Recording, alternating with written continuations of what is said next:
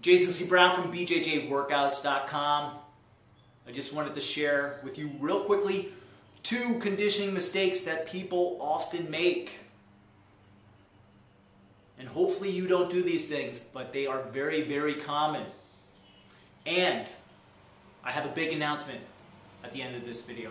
All right? So, both of these terms, never mind the weed whacker, I apologize, my neighbors are a little, every day they are weed whacking. I don't know what the hell they're weed whacking, there's nothing left.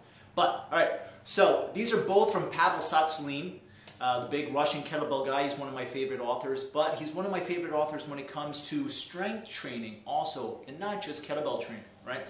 So, Pavel Tsatsouline in his book Easy Strength, which was co-written with Dan John, has a beautiful quote, a beautiful term, and it's so memorable. And I love when people play around with ideas like this. Do not major in minors. Do not major in minors. And what does that mean, Jason? It means own the basics. It means, so you can apply this to your strength and conditioning as well as your Brazilian Jiu-Jitsu. Think about this. Majoring in minors. Own the deadlift. Own the push-up. Own the pull-up. Before you move on to sexier types of movements. Own those. 80% of your work should come from those beautiful basics, those fundamentals that everybody should possess before getting too sexy. Don't worry about the hypermobile, hyper flexibility type of stuff until you have the basics down. A good squat, a good deadlift, a good pull-up, a good push-up. If you're moving through full ranges of motion, everything should fall into place. Do not major in minors. Apply that to your Brazilian Jiu-Jitsu. Don't worry about the deep half guard.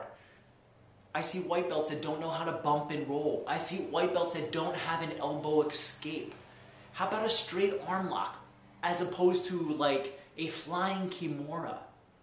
Own the fundamentals. Own the bump and roll. You might say trap and roll according to your camp. Own the elbow escape. That's our term. You may have a different term.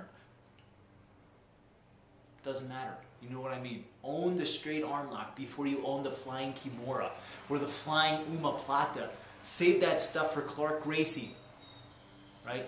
Clark Gracie can pull that stuff off, but I'm sure that he owns the fundamentals, and I'm sure that he started off not majoring in minors, right?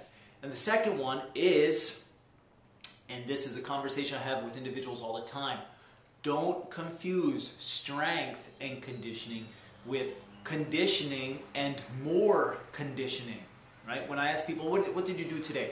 I did 100 burpees for time. Okay, what did you do today? I did a Metcon. Metcon is short for metabolic conditioning. It's all conditioning, all. And if you're a recreational Brazilian Jiu-Jitsu player,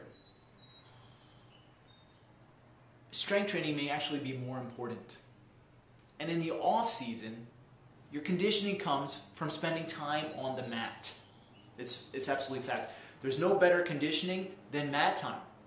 There's no better sport-specific conditioning than partaking within your sport. That's the best conditioning there is, right?